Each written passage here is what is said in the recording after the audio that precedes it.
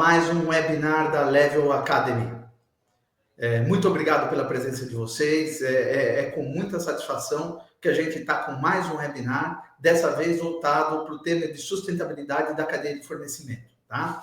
A Level Academy é uma unidade pertencente ao Level Group, que é um grupo voltado para a supply chain, que tem mais de 18 anos de experiência em supply chain. Na parte consultiva, na parte de operações, inclusive operações gerenciadas, e plataformas, usando inclusive muito IA, né? Que hoje é um tema muito conhecido. Tá? Nós estamos aqui, o objetivo nosso é discutir a questão da sustentabilidade nas cadeias de fornecimento, porque a gente sabe que a cadeia de fornecimento ela é fundamental para que a empresa alavanque seus resultados e tendo, né, uma redução, né, significativa dos riscos associados à sua cadeia.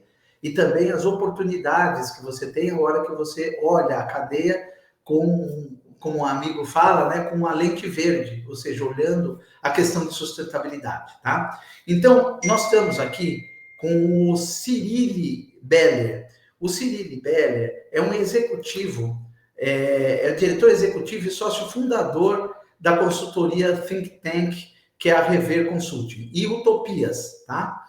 Ele atua com sustentabilidade desde 2003, olhando, né, com foco nas cadeias sustentáveis, tá?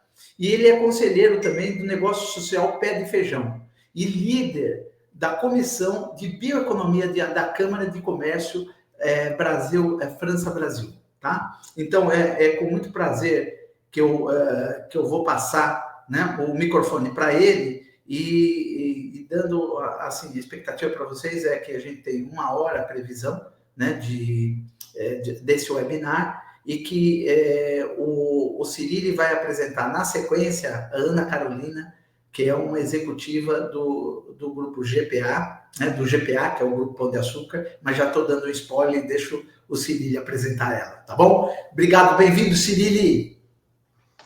Olá, Walter, muito obrigado pela introdução. Queria agradecer, é claro, o convite, né, para essa parceria com a Level.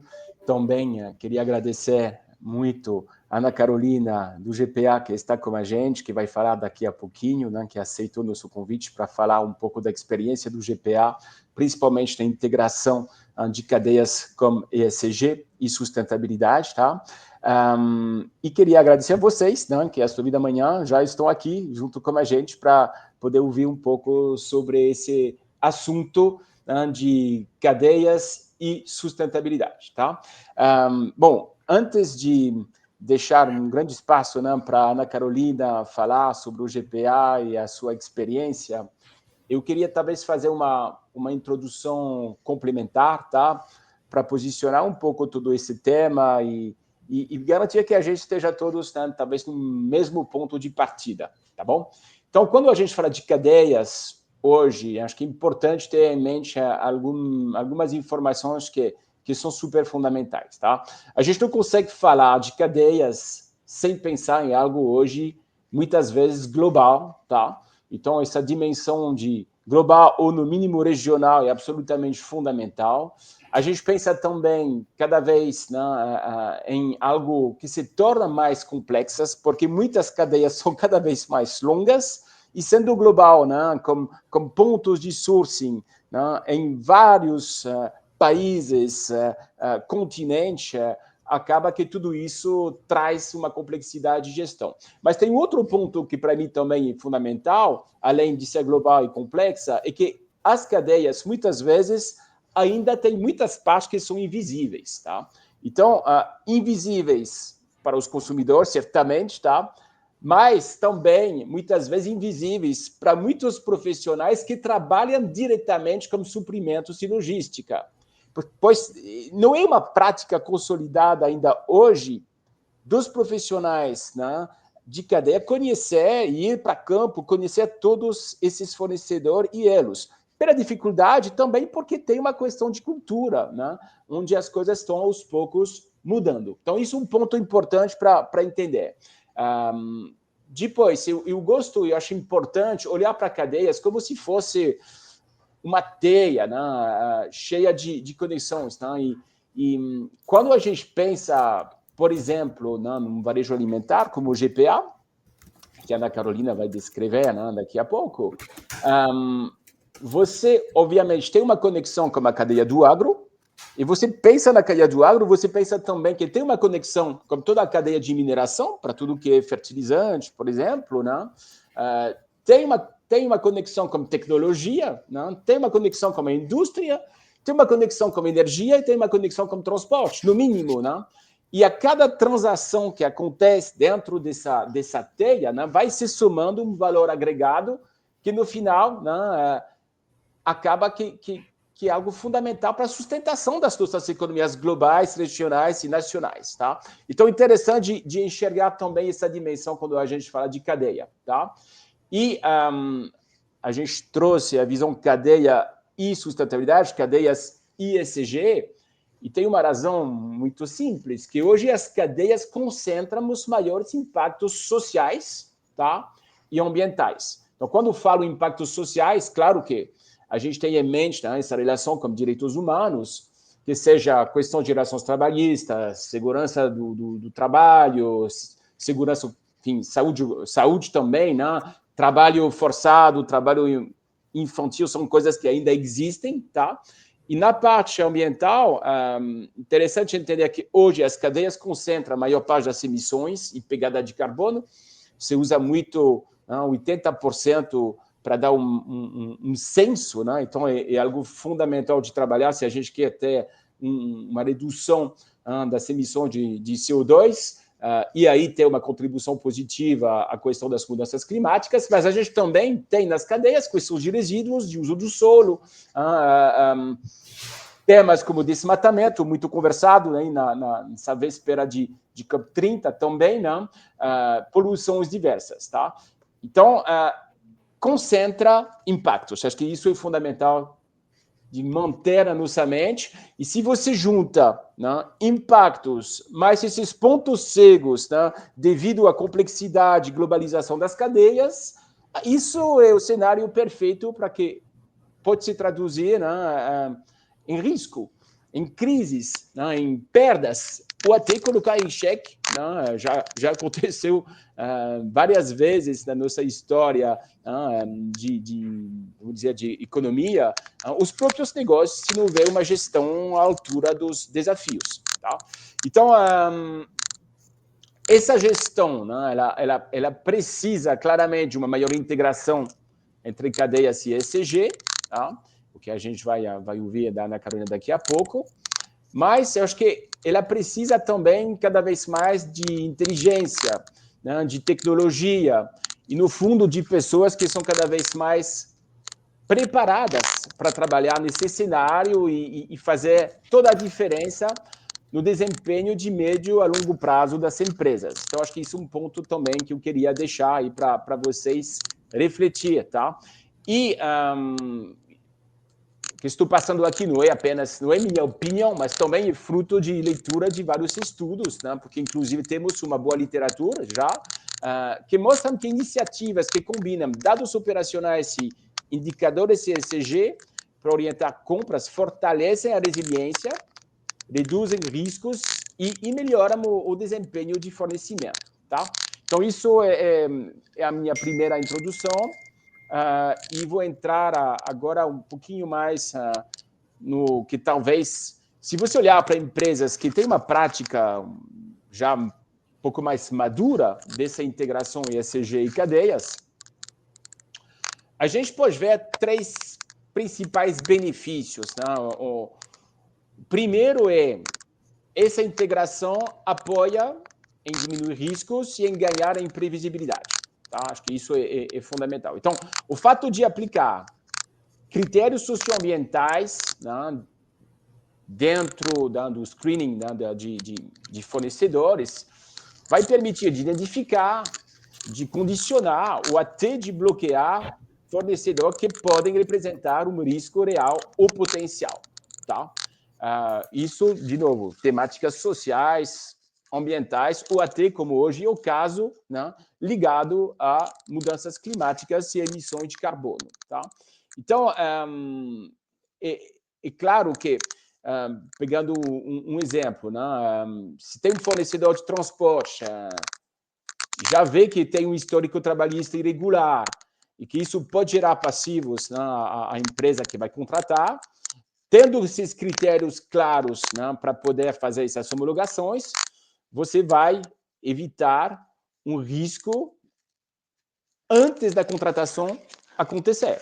Então, é um ganho, porque você vai se cercar de fornecedores que estão em alinhamentos até de valores com vocês. Tá? O segundo ponto é que, uma vez que você tem criado um ecossistema de fornecedores mais alinhados e mais confiáveis, né? Aí você consegue evoluir, né, para uma visão de desempenho conjunto, de melhorias conjuntas, né, tendo assim uma maior regularidade e um maior alinhamento, né, com os valores da companhia e desse ecossistema de fornecedor. Isso vai favorecer a construção de parcerias de longo prazo, né, porque a gente sabe que cada vez que a gente para de trabalhar como fornecedor, eventualmente, quando ele está, historicamente, já faz tempo na empresa, é um baita de um trabalho para recriar uma relação, para recriar essa confiança, essa capacidade de troca, né, de encontrar sempre os pontos de equilíbrio. Então, isso é fundamental.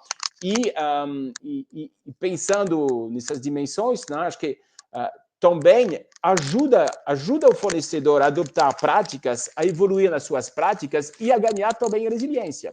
A gente vê de nossos clientes, né, fornecedor que estão mais na parte agrícola, quando eles adoptam práticas de agricultura sustentável, né, com uma gestão muito eficiente da água, né, trabalham com a parte de reserva legal e mais do que só a legalidade, e começam a adaptar também novas práticas, muitas vezes já olhando, mesmo se não está alinhado, mas olhando para a agricultura regenerativa, eles têm uma resiliência maior.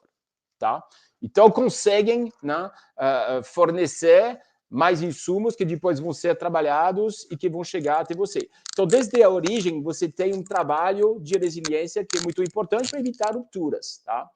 E, finalmente, né, a gente entende que essa integração ela é muito positiva também para poder ficar em adesão como o mercado. O mercado é muito dinâmico, as demandas mudam, tanto do lado dos consumidores, tá? Ou dos clientes B2B, mas também porque tem, nesses últimos anos, uma dinâmica de regulações novas e normativas que tem produzido assim bastante dor de cabeça, né, dentro das cadeias para poder evoluir e conseguir atender.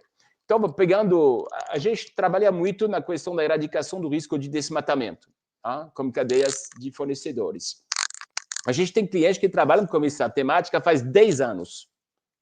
E esses clientes, eles identificaram os riscos, fizeram assim uma parte de gestão, apoiando, enfim, evoluindo, e hoje eles já estão mais prontos do que outros para poder atender, por exemplo, o UDA, que é uma comprovação para o mercado europeu, que os produtos são livres de desmatamento, porque tem sistemas, porque tem monitoramento, porque tem preparação. Então, quem foi um pouco mais visionário ou antecipou mais essas questões de mercado, hoje sai na frente. Tá? E acho que isso é uma coisa importante de entender. E como que se faz tudo isso, né, para passar rapidamente? Tá? Acho que tem práticas meio clássicas aqui. Né? Primeiro, as empresas olham para análise de riscos, né, por categoria de fornecimento. Depois, tem tendência a olhar na definição de critérios, que são objetivos, para poder fazer essas avaliações de homologação de fornecedores. Geralmente, também passa no passo 3, que é a integração em processo, gestão, né, rever tudo que é política de compras, tá? Como essas diretrizes socioambientais. Isso é muito comum nas grandes empresas, tá?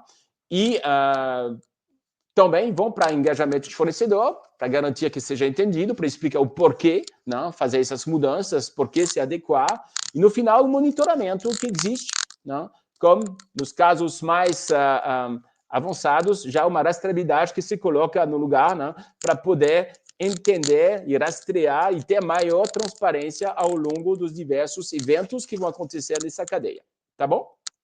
Então, isso é a forma de fazer, né, que é um pouco clássica, Claro que cada um tem seu jeito, sua cultura, mas isso é um clássico. Agora, se a gente fala de uma nova fronteira, né, como tecnologia, como inovação, só queria trazer aqui discussões sobre inteligência artificial, né, que hoje são absolutamente fundamentais para olhar para a cadeia, né, principalmente para poder ter uma inteligência preditiva, né, para tomar decisões mais rápidas e fundamentadas. Por que isso? Porque cadeias não concentram só emissões, concentram dados também, e muitos dados, tá? Então, eu acho que é interessante aqui entender que o IA pode ajudar a analisar esses grandes volumes de dados e, a partir daí, começar a ter possibilidade de olhar, né, para o histórico, as localizações, são vários parâmetros, né, impactos climáticos, uso de solo, reputação, e ajudar finalmente a tomar as boas decisões, tá? E passar de um modo reativo para um modo de antecipação. Então, acho que isso é fundamental. Antecipar e se preparar para evoluções de demandas, como a gente falou, antecipar riscos que talvez serão ainda ocultos dentro da cadeia, que conseguem agora ter mais visibilidade, antecipar problemas ou alguns elos críticos da cadeia que podem impactar os indicadores da empresa e talvez ter um cenário que permite tomar decisões realmente mais rápidas e fundamentadas. Eu lembro de uma conversa recente com uma empresa de cosmética, tá? Cirili, desculpa te interromper, o teu microfone, ele está raspando na tua roupa e está dando muita interferência. Se você puder segurar um pouco ele... Vou segurar aqui. Não, desculpa, ainda bem que você falou. Imagina, não tem problema, valeu. Eu mexo muito as mãos quando eu falo, é isso o problema, tá? Acabo batendo no microfone. Mas desse jeito vai ser melhor, me desculpem. Não, e estava falando de uma empresa de cosmética, né? Uma conversa recente, onde a gente estava falando das estrelas de vendas, né, da companhia, que estavam muito vinculadas a poucos insumos. E como as mudanças climáticas, né, se sentiu aí uma necessidade de começar a ter um cenário de alternativa melhor, né, para não perder essas estrelas de venda. E aí foi usado, né, um cenário em IA, né, para poder imaginar regiões diferentes, poder parametrizar, né, várias dimensões e, eventualmente, criar ou, pelo menos, mitigar esse risco, tendo alternativas de sourcing diferentes das atuais, apesar de uma certa complexidade, mas de antecipar o movimento e se preparar.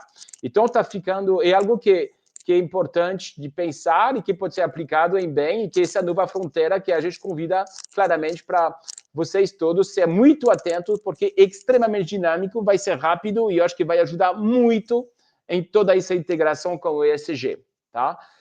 Então é isso, acho que era a parte de introdução que eu queria fazer, dando um pouco desse contexto, tá? E vocês que estão trabalhando com compras, né? Acho que é fundamental que vocês tenham em mente hoje que vocês não estão numa atividade que é simplesmente operacional para a empresa, mas sim uma atividade que é totalmente estratégica, tá? E provavelmente é dentro dessa gestão de cadeia que a gente vai tomar as principais próximas decisões de inovação, de competitividade e de resiliência de cada empresa. Então, digo isso para consolidar a atenção e fortalecer o quanto as pessoas que são nesse spot de compras ESG são pessoas que realmente são muito estratégicas para o amanhã, tá? Isso dito, então eu gostaria de convidar a Ana Carolina aqui para poder, né, falar um pouco das experiências do GPA. Ana Carolina vai poder falar com muita propriedade, né, sobre tudo isso, porque ela lidera as iniciativas estratégicas de cadeia de valor da companhia hoje, tá? Ela tem trabalhado nisso já faz um tempo, né? Tivemos a oportunidade de fazer um projeto junto o ano passado, né, que foi muito interessante. Mas antes de tudo, talvez a gente não tem necessariamente a dimensão do que é o GPA, tá, Ana Carolina? Então, queria talvez te pedir para situar esse universo do GPA, o que ele representa hoje, né? e te deixar um pouco, te ouvir, claro, uma vez que tudo fica bem claro, sobre o que significa para o GPA, né, essa integração, cadeias como sustentabilidade, como ESG, e aí a gente vai avançando no nosso papo, tá? Obrigado. Bom, obrigada, Cirili. Bom dia a todo mundo. Queria agradecer super o convite aqui da Level, da Rever, a Rever super parceira nossa aqui em alguns projetos. Bom, como o Cirili comentou, eu sou Ana Carolina, trabalho aqui no GPA, que é o Grupo Pão de Açúcar, e hoje lidero as iniciativas e engajamento da nossa cadeia de fornecimento. Para dar um panorama para vocês, o Grupo Pão de Açúcar hoje ele é um dos maiores varejistas alimentares do Brasil. Estamos presentes em 11 estados e no Distrito Federal, contamos com mais de 700 lojas e mais de 40 mil colaboradores e líderes no e-commerce alimentar brasileiro. E a gente atua tanto nas bandeiras do Pão de Açúcar quanto do Extra Mercado. Bom, aqui, a sustentabilidade ela faz parte da estratégia da companhia. Então, ele entra junto com vendas, com expansão, rentabilidade, digital e clientes. Então, isso demonstra a importância que esse tema tem desde a alta liderança, o CEO e o desdobramento desse tema para os times, como, por exemplo, os times comerciais aqui e aplicando uma governança robusta sobre esse tema, né? Dentro dessa estratégia de sustentabilidade, a gente atua através de alguns pilares, e um deles é o trabalho com a cadeia de valor, e aí a gente tem alguns temas prioritários, que é bem-estar animal, combate ao desmatamento, direitos humanos, biodiversidade e apoio aos pequenos produtores. E com bastante foco em revenda, que nada mais é do que os fornecedores que nos vendem os produtos para revender nas nossas lojas, né? São os produtos que ficam ali nas nossas gôndolas. E aí vocês devem imaginar que são muitos, né? Hoje a gente tem mais de 3.500 fornecedores nessa categoria, das mais diversas produtos e categorias, né, que a gente está falando. Então, a gente fala que a gente tem um fornecedor bem mais simples, então, desde um fornecedor de folhagem, de alface, até um produto ou um fornecedor um pouco mais processado, né, um pouco mais complexo. E aí, esses riscos e oportunidades que eu comentei antes, que é o bem-estar animal, o desmatamento, o apoio aos pequenos produtores, eles foram identificados num estudo que a gente realiza de forma recorrente para nos apoiar e direcionar os nossos esforços. Então, nesse estudo, a gente avalia quais são as cadeias e as categorias mais representativas para a companhia e os riscos socioambientais relacionados a elas, para nos ajudar aí a qual cadeia ou qual risco é mais prioritário quando a gente fala em mitigação ou desenvolvimento de oportunidades, né? E esse eu acho que é um exercício super bacana inicial que eu sugiro para que as empresas que ainda estão começando nessa jornada realizem, porque isso ajuda muito na identificação do que realmente é material para cada empresa e o que isso muda bastante, né, de empresa para empresa. E aí depois esse estudo ele é desdobrado para os times e a estratégia ela é elaborada em conjunto, principalmente quando a gente está falando aqui de engajamento de cadeia com as áreas comerciais, né? A área comercial ela é um pilar fundamental dessa atuação com a cadeia de fornecedores, e juntos a gente trabalha nessa mitigação dos riscos e no aumento, acaba consequentemente, né, no aumento da resiliência dessas cadeias de abastecimento e na própria qualidade dos produtos, né.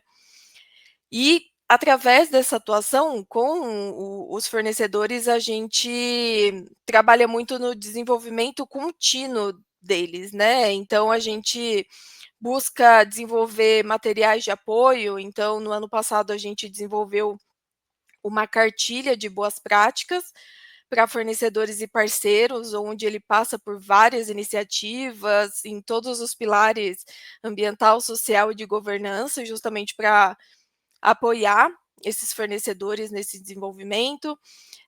Temos também políticas de compra específicas para algumas cadeias, uma carta de ética para fornecedores, que inclusive ela faz parte dos contratos comerciais, realização de auditoria e controle de homologação, vinculado ao próprio sistema de cadastro da companhia, né? E quando eu comentei sobre a carta de ética presente nos contratos, eu acho que incluir cláusulas sociais e ambientais ou de sustentabilidade dentro dos contratos comerciais é bastante importante, porque a partir disso a gente começa a criar mecanismos, ou seja, de bloqueio definitivo ou de suspensão temporária, caso algum fornecedor não cumpra algum requisito obrigatório relacionado a esse tema, né? E isso para fornecedores, né? Mas quando a gente fala também dos times comerciais, também é necessário fazer esse apoio e no desenvolvimento em temas de sustentabilidade, né? Então, recentemente a gente desenvolveu um guia, um guide comercial com critérios de sustentabilidade, justamente para apoiá-los nesse processo seja de busca de novos fornecedores ou para desenvolver algum novo produto de algum fornecedor que esteja ativo. E isso vai depender, como eu comentei lá atrás do estudo, isso depende de cadeia por cadeia, né? E aí, como exemplos práticos, né, da nossa atuação, eu acho que é muito válido comentar a nossa atuação robusta com o controle e monitoramento de origem da carne bovina, que a gente vende nas nossas lojas. É sabido, né, que é uma cadeia que tem um alto risco de desmatamento e conversão de vegetação nativa, principalmente aqui no Brasil.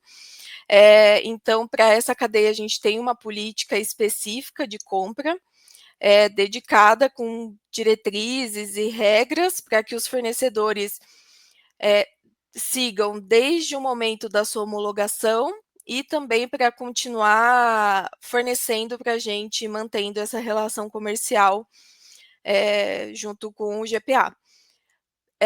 A gente também tem algumas marcas próprias, que, como exemplo aqui, né, eu posso trazer a Qualitá e Taec, onde a gente tem critérios adicionais. Então, por ser nossas marcas próprias, a gente acaba tendo um processo mais rigoroso de controle. Para esses fornecedores, por exemplo, a gente faz auditorias sociais em loco.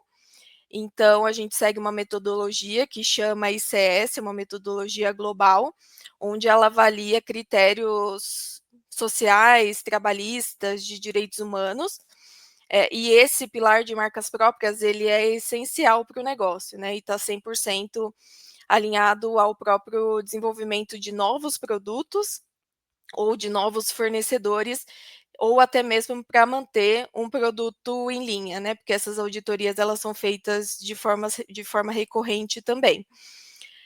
E no final, né, para que tudo isso seja traduzido como decisão de compra para os nossos times comerciais, a gente tem um programa que chama QDO, ou Qualidade Desde Origem, que ele agrupa todas as nossas iniciativas das cadeias de FLV e ovos e açougue, num ranking de fornecedores. Então, esse ranking ele traz alguns critérios, incluindo qualidade, rastreabilidade, sustentabilidade. Essas notas individuais, elas somam depois uma nota geral, e o comercial acessa esse ranking e usa como um apoio ali, um direcionador no momento de fazer negociação de compra, né? E tudo isso que eu comentei, ele é muito sobre mitigação de riscos, né? A gente trabalha muito com mitigação de riscos, mas também existem muitas oportunidades de desenvolvimento, né? Com o pilar de apoio aos pequenos produtores, a gente tem trabalhado na promoção do impacto positivo e no desenvolvimento de fornecedores locais, que é o programa Caras do Brasil, Ele é um programa que a gente tem há mais de 20 anos na bandeira Pão de Açúcar, onde a gente apoia esses pequenos fornecedores com produtos de ingredientes locais de cada região do país, e dessa forma a gente fomenta a produção sustentável desses pequenos fornecedores, né.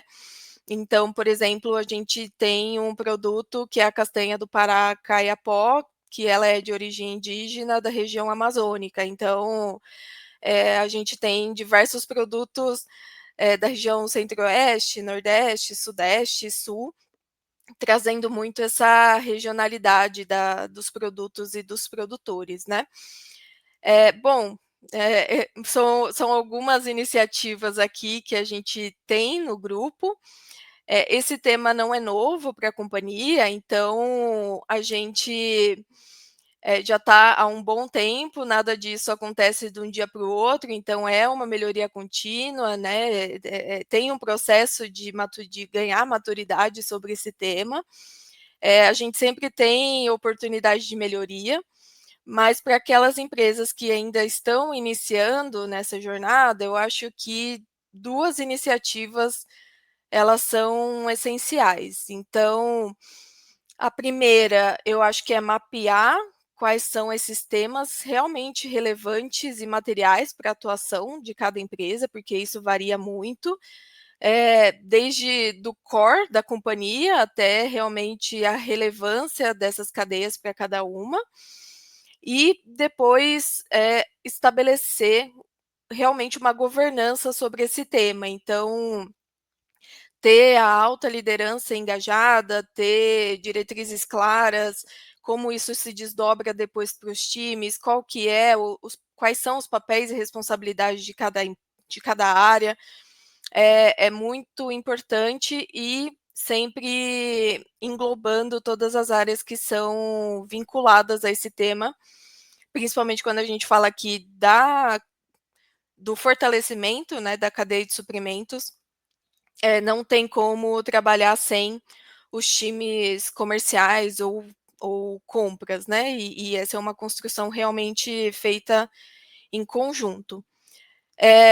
Bom, no final do dia, a gente entende que quando a gente trabalha a sustentabilidade na cadeia, isso traz um aumento do diferencial estratégico no mercado, né, e isso está diretamente relacionado desde a qualidade do produto que a gente vende nas nossas lojas, consequentemente nessa promoção da resiliência das cadeias, por exemplo, frente às mudanças do clima, porque quando a gente fala, né, de cadeias de alimentos, isso não tem como você falar de alimentos sem impacto de mudanças climáticas. E no final das contas, gera valor com os stakeholders, principalmente clientes, né? Quando a gente busca fazer bastante comunicação em loja sobre as nossas iniciativas.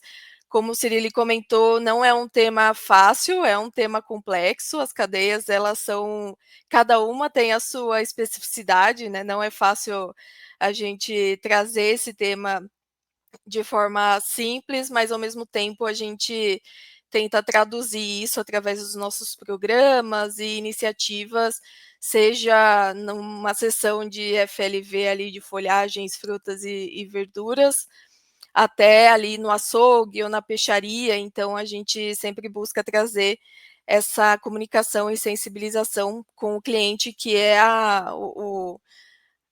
o ponto focal ali, né, o último elo de toda essa cadeia, e que no final vai ter a decisão de compra ali naquele momento, né.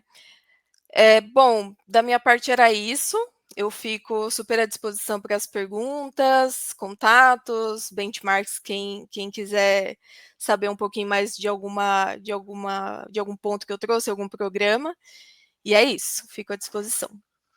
Obrigado, Ana Carolina, muito obrigado.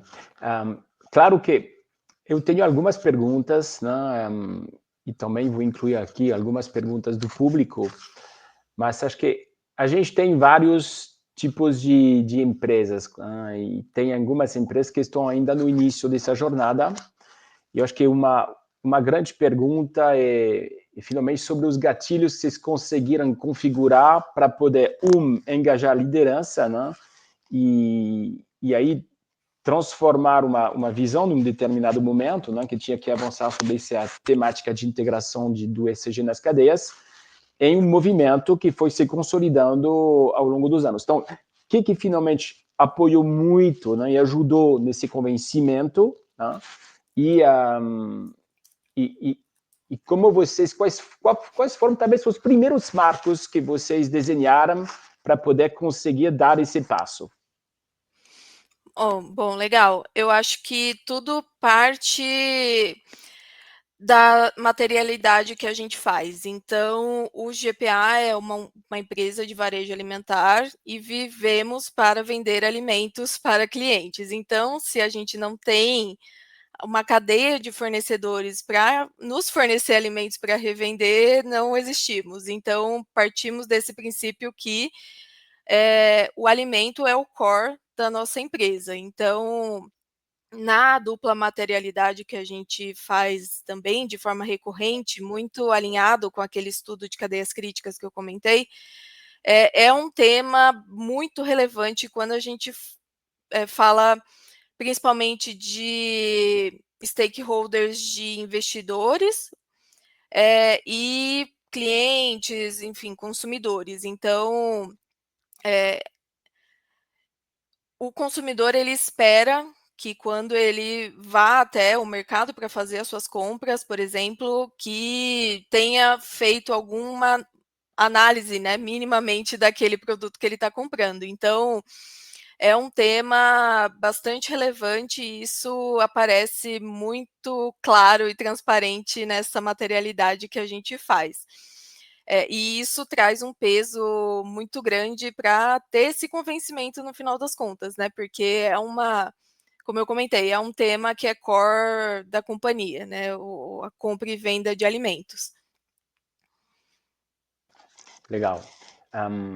Bom, talvez para ter uma dimensão adicional aqui, né? Você falou da dimensão dos investidores. Acho que, claro que uma configuração específica do GPA, né? Que é uma empresa de capital aberto, né?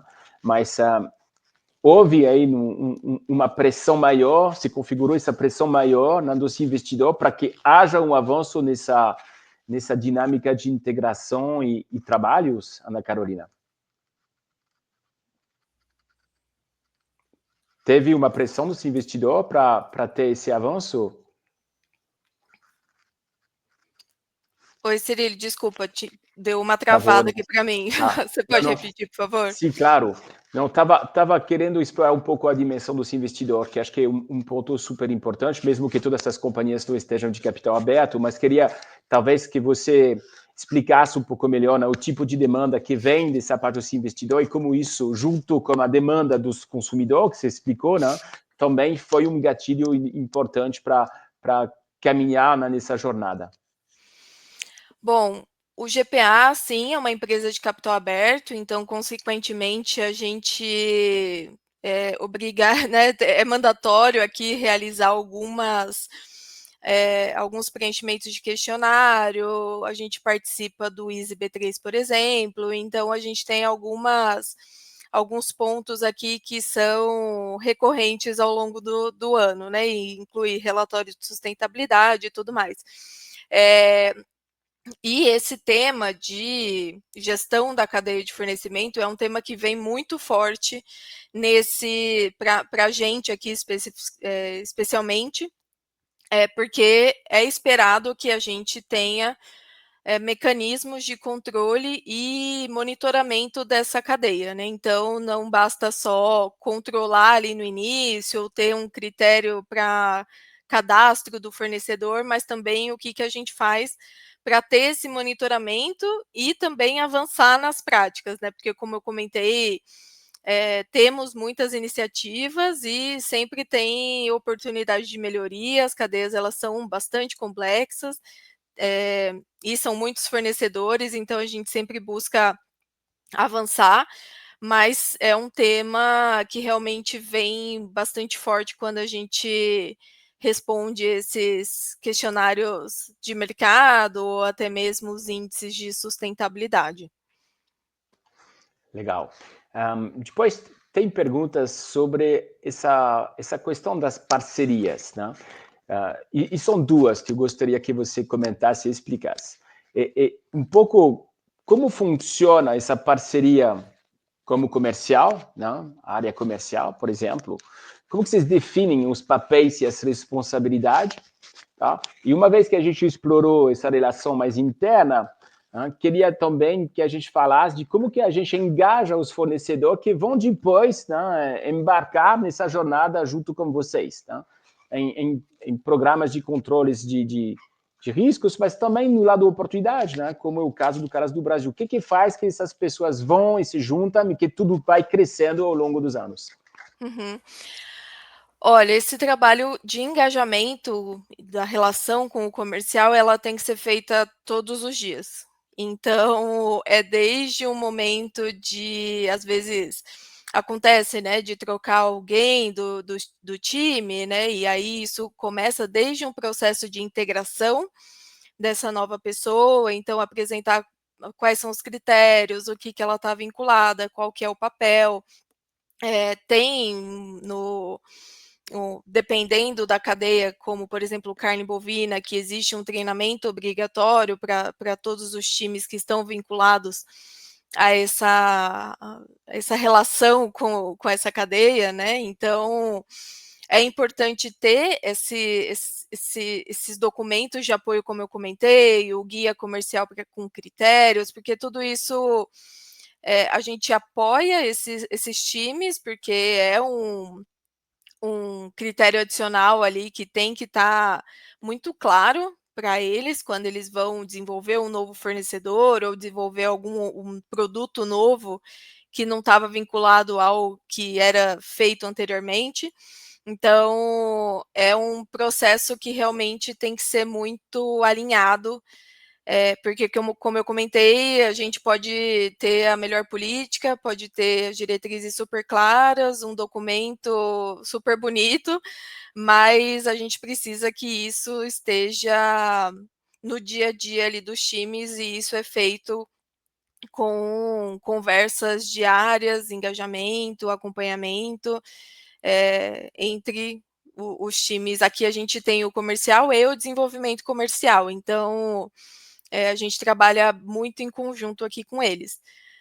E quando a gente fala do fornecedor, né, para ele se engajar com essas práticas, a gente vê que a maioria deles, eles já têm né, essas iniciativas. Claro que cada um tem uma maturidade sobre esse tema, então a gente tem pequenos fornecedores, principalmente ali os fornecedores de FLV, né, normalmente são fornecedores pequenos, mas a gente também tem fornecedores gigantescos multinacionais, então essa é um grande desafio nosso, e ter esse alinhamento, né, dos critérios é um desafio muito grande, mas e também a gente ainda tem os fornecedores de marcas próprias que como eu comentei, a gente tem critérios ainda mais critérios adicionais para esses fornecedores. Então, são critérios obrigatórios, então, como eu comentei, estão no contrato comercial, então, desde o início, eles já estão cientes das responsabilidades que eles têm e o que eles estão se comprometendo quando eles começam a fornecer para o GPA, e também o que eles precisam fazer para manter essa relação.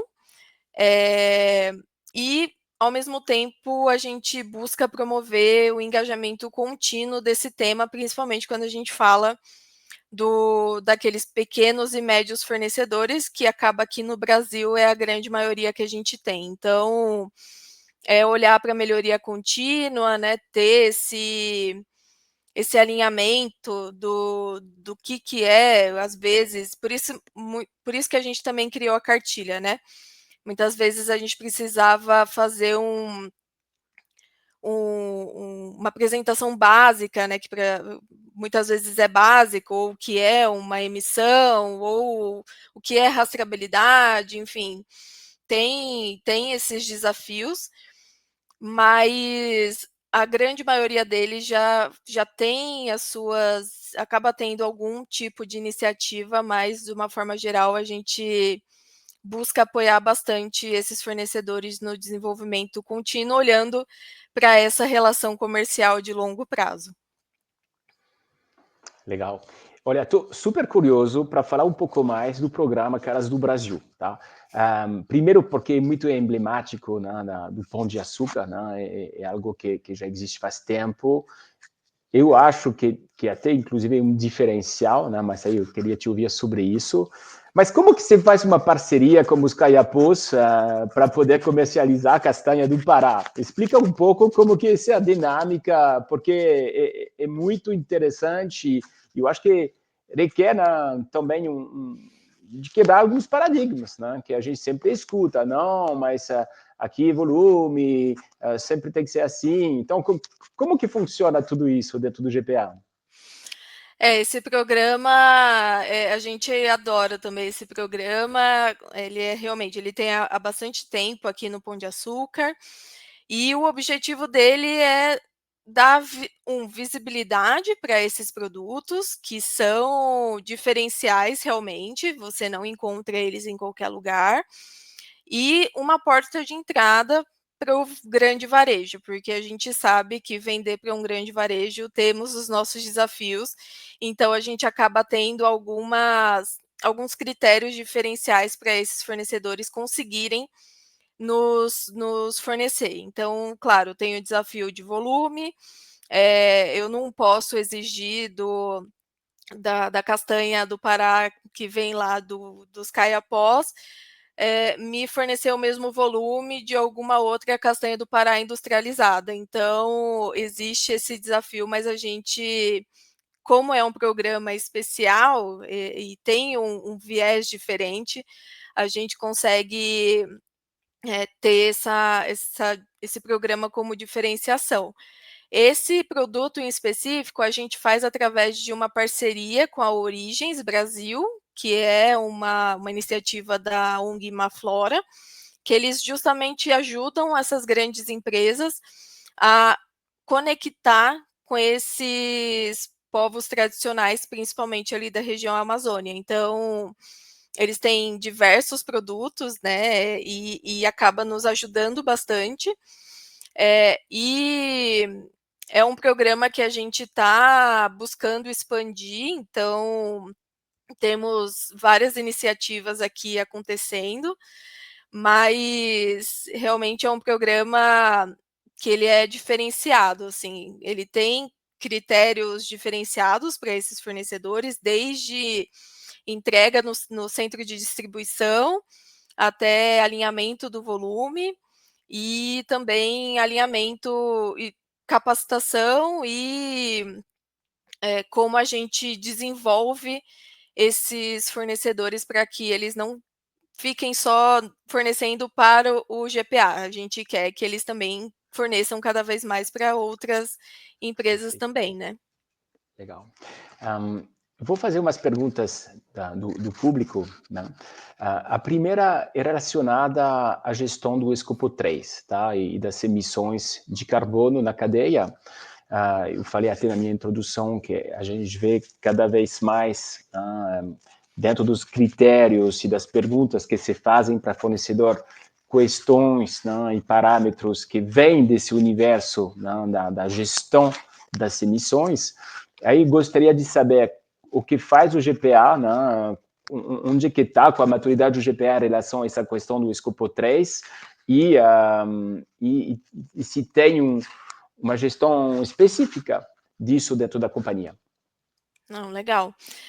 Sobre o escopo 3, ele é um desafio gigantesco para o varejo alimentar, porque você pensa que tudo que a gente revende nas nossas lojas, basicamente, entra no nosso escopo 3 e isso representa quase a totalidade quando a gente vai falar sobre emissões de gás de efeito estufa. Então, o que a gente está fazendo, inclusive nesse momento, é fazendo um estudo sobre a gente, na verdade, já fez um primeiro exercício, e aí agora a gente está atualizando essa segunda fase, vamos dizer, desse projeto, que é categorizar alguns produtos, entender a relevância e a importância de cada um, e cruzar com esses fatores de emissão, também trazendo um olhar tropicalizado, porque a gente sabe que a maioria ou quase a totalidade dos fatores de emissão, eles vêm de fora, ou vêm da Europa, né, enfim. Então isso não necessariamente traduz para a nossa realidade brasileira, que é a nossa atuação, aqui. Então, a gente está realizando esse estudo agora, justamente para entender do quanto que a gente está falando, então identificando e mensurando tudo isso, para depois pensar em processos de engajamento com fornecedores, porque é isso, né? A partir disso, a gente depende do nosso fornecedor reduzir as próprias emissões, e aí a gente começa a entrar naqueles desafios, né? As cadeias são muito complexas, elas são muito grandes e longas, então cada cadeia tem a sua especificidade. Eu estou falando de um in natura, eu estou falando de um processado, então é uma complexidade muito grande, mas a gente precisa começar de algum caminho. Então é isso que a gente está fazendo agora, fazendo essa identificação para fazer a mensuração e depois pensar em como a gente consegue iniciar um processo de mitigação junto com os nossos fornecedores. Obrigado, Ana Carolina. Eu vejo também nos nossos clientes que a gente está no início de uma jornada, claramente, né, sobre esse ponto de escopo 3. Tem pouquíssimos benchmarks, né, mas eu também o momento a gente sente uma aceleração, ou seja, realmente não tem como escapar, está todo mundo muito claro em relação a isso, e se procura caminhos, né? Primeiro para ter dados, depois para engajar, para computar e depois para imaginar como reduzir, né? Acho que isso é um pouco dados e depois plano de redução, né, para poder alcançar a ambição climática que as empresas se colocaram já, né, alguns anos atrás. Então, acho que é um ponto fundamental, senão não vamos bater na meta, tão simples quanto. Né?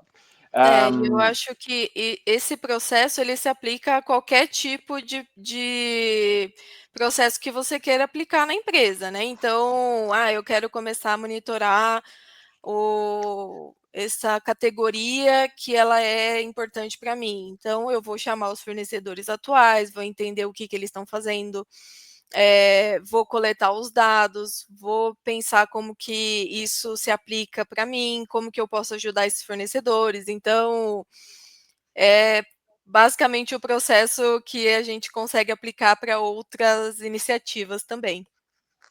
Tem uma outra pergunta muito interessante relacionada a processos de rastreabilidade, tá? Também é um assunto cada vez mais discutido, né? Tem tecnologias, abordagens diferentes, e aí a questão é de saber se já existem alguns processos de rastreabilidade, né, usado dentro da gestão de cadeia no GPA, talvez se vocês escolheram algumas cadeias críticas para isso e, eventualmente, se vocês usam algumas tecnologias específicas para realizar esse trabalho. Sim, esse tema da rastreabilidade, ele está muito no nosso dia a dia aqui, realmente é um outro desafio. A gente tem hoje um sistema de rastreabilidade que nos apoia, então a gente tem um parceiro que nos apoia nessa frente. Esse tema da rastreabilidade ele está muito vinculado ao programa Qualidade desde a Origem, que eu comentei, que é o QDO, e através dele a gente priorizou algumas cadeias, como eu comentei. Então, é o FLV, que são as folhagens, as frutas e os legumes, né, e os ovos e o açougue, né. Então, a gente incluiu ali essas cadeias prioritárias, como eu comentei, a carne bovina é um processo muito robusto aqui nosso, então ele também entra aqui nesse sistema. E tudo passa com, principalmente quando a gente fala de carne bovina, com lá atrás na política de compra específica, nas diretrizes que a gente exige dos fornecedores. Então, eles já entram sabendo que, por exemplo, ele é mandatório ele enviar para a gente as fazendas vinculadas a essa origem. No FLV e nos ovos, eu preciso saber a granja de produção desse ovo, ou do FLV, isso passa desde o packing, buscando lá o campo. Aí no FLV tem os próprios e os terceiros, então tudo isso é um processo realmente de melhoria contínua junto com os fornecedores, para que a gente consiga ter esse dado cada vez mais granular, mas é realmente um processo de melhoria contínua, assim, ter os processos claros junto com os fornecedores. Isso está vinculado num sistema, ajuda muito, porque você consegue começar a fazer cruzamentos, por exemplo, de nota fiscal ou de volume de venda. Então, por exemplo, esse campo, essa fazenda tem esse tamanho e ele me forneceu X, como que eu cruzo para saber se realmente faz sentido esse volume, se está faltando alguma origem. Então, os sistemas ajudam muito, ter esses processos muito alinhados em diretrizes e contratos e políticas com os fornecedores, e a partir disso tentar avançar nas cadeias, né. Então a gente também está fazendo um processo aqui de inclusão das outras cadeias dentro desse sistema. Obrigado, Ana Carolina. A gente está quase no final, mas eu sei que tanto para mim quanto para o Walter, né, algo que interessa. A inteligência artificial é uma nova fronteira que vocês estão considerando? Se puder fazer só uma resposta super curta, mas realmente a gente está super curioso, porque a gente está vendo isso pipocar e nos interessa bastante saber se já chegou perto de vocês. Olha, esse tema é um pouco novo ainda para a gente tem algumas iniciativas não só com sustentabilidade, mas em outras frentes aqui do GPA, que a gente busca utilizar essa solução. Quando a gente fala principalmente, como eu comentei antes aqui, né, de rastreabilidade, o sistema e esses cruzamentos de tamanho de fazenda, volume e tudo mais, a gente consegue começar a pensar algo nesse sentido, mas eu acho que a gente está iniciando nessa jornada, mas tem muito que a gente pode desbravar usando a inteligência artificial a nosso favor. Obrigado. Vou deixar o Walter fazer o encerramento. Agradeço imensamente, Ana Carolina, por todas essas explicações super objetivas. Foi, tenho certeza, muito interessante para todas as pessoas que estão com a gente. Obrigado. Excelente. Obrigado, Ana Carolina. Obrigado, Cirili. Excelente. Eu tenho certeza que o pessoal vai sair daqui muito animado. Muitas informações relevantes você passou, Ana Carolina. Eu anotei particularmente algumas coisas bem importantes, que é a importância do desenvolvimento contínuo, não só do fornecedor, mas do teu stakeholder interno, para que essa conexão seja bem feita. Então, achei bem interessante a questão de você ter políticas não só genéricas, mas também políticas, por exemplo, de compras, que abordam categorias específicas que estão nessas cadeias mais críticas. Eu acho que isso é uma coisa que realmente algumas empresas ainda não executam, e eu achei bem interessante. A iniciativa de você, através do programa Caras do Brasil, que olha os fornecedores de forma regional, né? Então aborda também essa questão de fornecimento regional. Acho isso bem importante e às vezes as empresas ainda não olham para esse tipo de iniciativa. E uma outra coisa que foi uma dica que se deu em relação a quais são as iniciativas para começar ou para melhorar as coisas, né?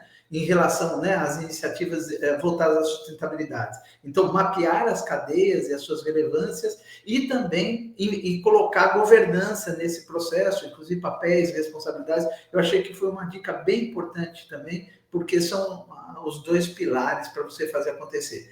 Então, olha, parabéns e muito obrigado pela tua dedicação, tua disponibilidade. Cirili, a tua abordagem, as tuas informações também foram bastante relevantes. Obrigado pela interação. Obrigado ao público por todo que está nos assistindo. Nós vamos ter mais 2 webinars nessa linha de sustentabilidade. Nós vamos estar comunicando a vocês. Espero que vocês possam assistir também, que a gente tenha levado informações de relevância para vocês. Muito obrigado. A Level Academy e a Level Group agradecem.